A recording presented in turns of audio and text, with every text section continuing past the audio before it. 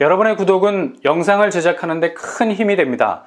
영상을 보시기 전에 구독과 좋아요 꼭 부탁드리겠습니다. 아울러 회원이 되시기를 원하시는 분들은 유튜브 채널 홈피 구독 옆에 있는 가입 버튼을 눌러주시기 바랍니다.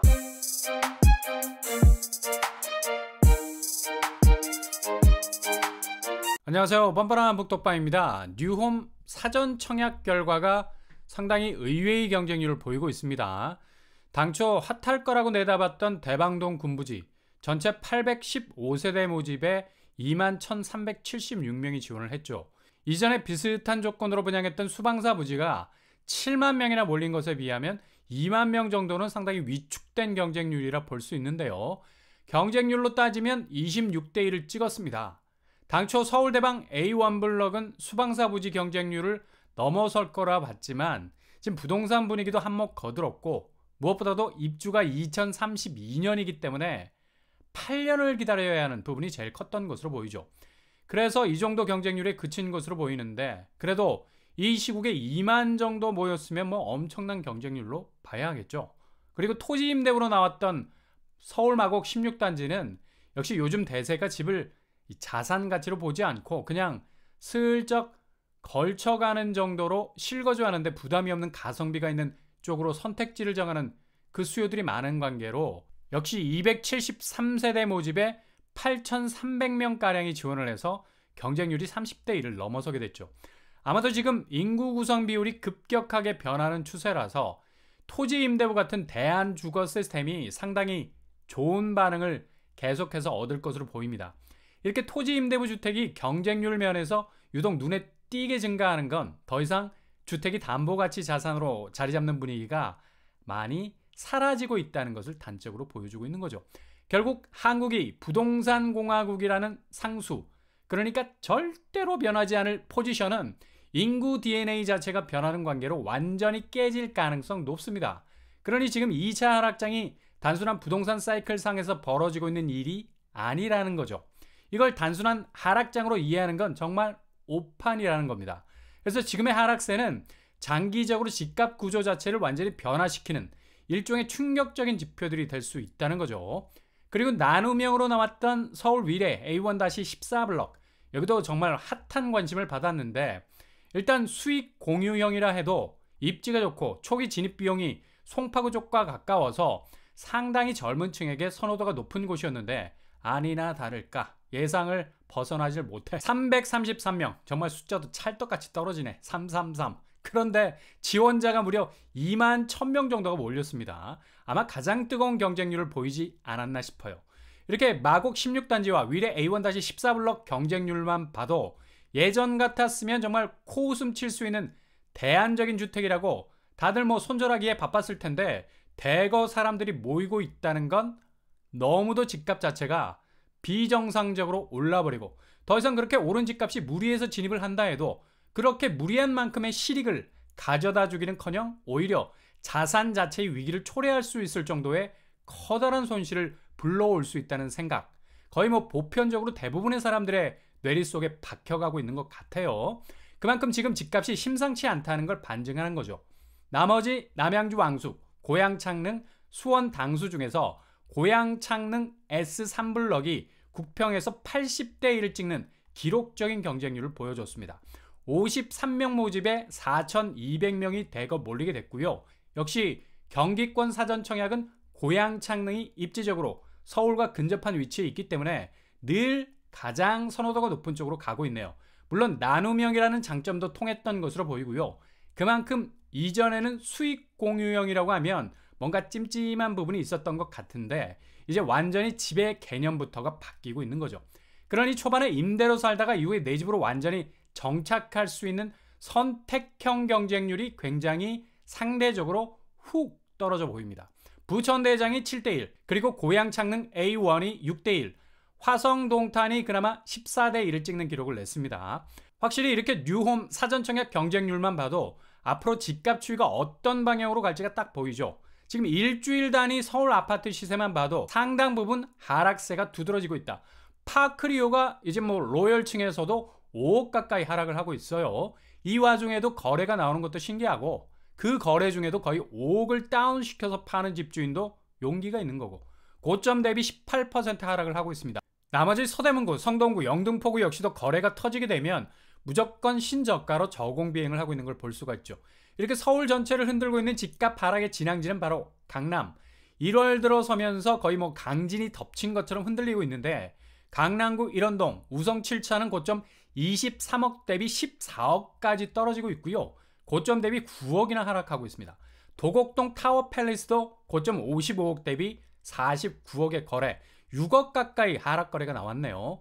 개포동 쪽도 대치 2단지가 고점 14억 대비 11억 거래가 나왔고요. 4억 가까이 떨어지고 있습니다. 이렇게 강남 쪽 하락이 1월의 가장 큰 변화의 중심이 될 것 같고요. 이젠 뉴홈 경쟁률에서 봤듯이 집을 무턱대고 무리해서 살 사람들은 거의 시야에서 사라지고 없다. 그만큼 매수세가 얼어붙은 게 아니라 아예 매수세가 없다는 걸 인지를 하셔야 됩니다. 지금같이 부동산 추세가 쭉 빠지는 상황에선 최대한 스스로가 자금적으로 현금 확보를 하려고 하지, 그 현금을 가지고 자산 가치를 불리려는 생각은 추호도 하지 않죠. 바람이 불면 사람이 웅크리게 되지, 더욱 겉옷을 감싸 안고 삭풍을 견디려고 하는 것이 본능인데, 어떻게 스스로의 자금 있는 거 없는 거 다 꺼내놓은 무장해제를 하려고 하겠습니까? 그러니 지금 거래량도 역대 최악으로 갈 수밖에 없는 거고요.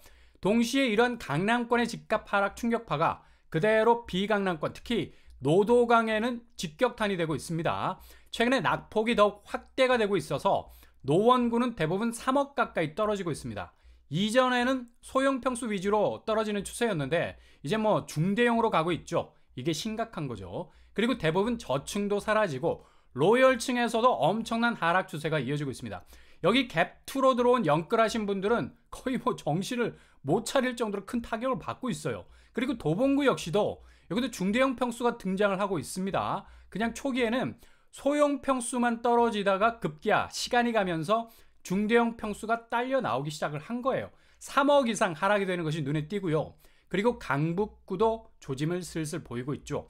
여기는 소형이 스타트를 끊기를 시작한 거고요. 거래가 거의 없어서 강북구는 하락폭이 노원구나 도봉구보다는 하락 추세가 덜해 보이기도 하지만 어차피 노도강이 같이 묻어가는 분위기이기 때문에 강남의 하락 진앙지는 이렇게 비강남권에서 하락이라는 추세에 맹위를 떨칠 것으로 보여서 2월 추이가 더욱 주목이 되는 상황이라 볼 수 있겠습니다. 이렇게 노도강 집값이 흔들리는 건 갭2 자금이 한꺼번에 몰리면서 수익을 내기는커녕 지금 집값이 거꾸로 가고 있으니까 감당이 안 되는 거죠.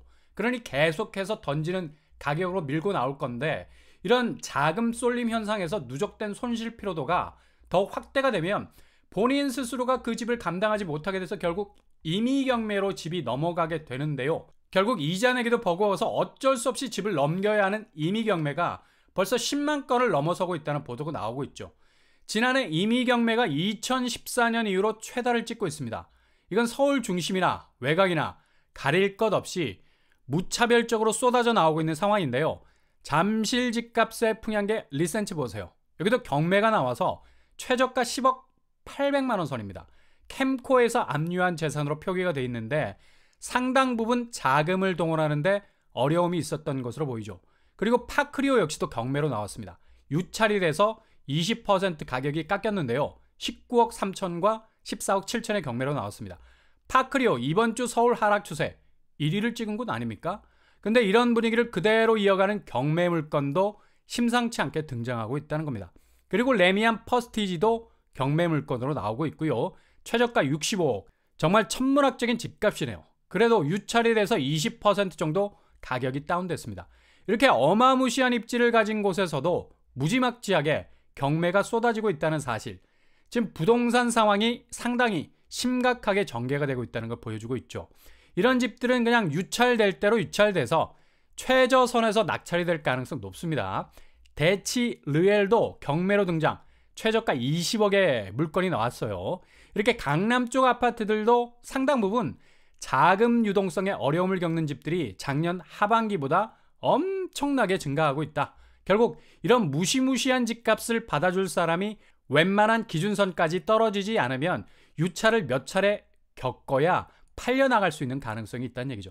이 상황이 지속이 되면 통경매로 물건이 나올 수가 있습니다. 특히 악성 미분양 단지, 재건축 용지 등등이 통째로 경매 시장에 쏟아져 나오면서 부동산 위기가 현실로 드러날 가능성이 높다는 얘기죠. 대표적으로 남양주시 평내 진주 재건축 단지는 조합원 1000여 명 정도가 손실을 볼 수 있는 위기 속에 있고요.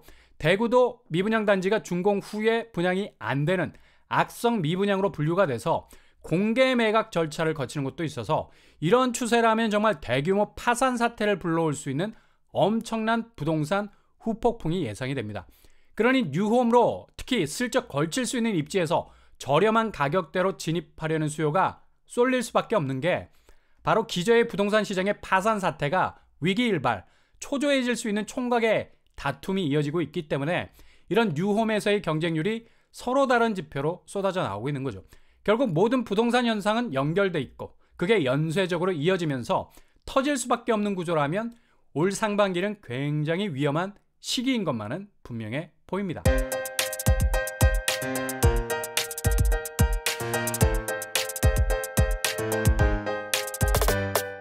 오늘의 부동산 캐리커처, 뉴홈에서의 경쟁률, 지금 부동산 수요가 굉장히 달라졌다는 걸 보여주고 있죠.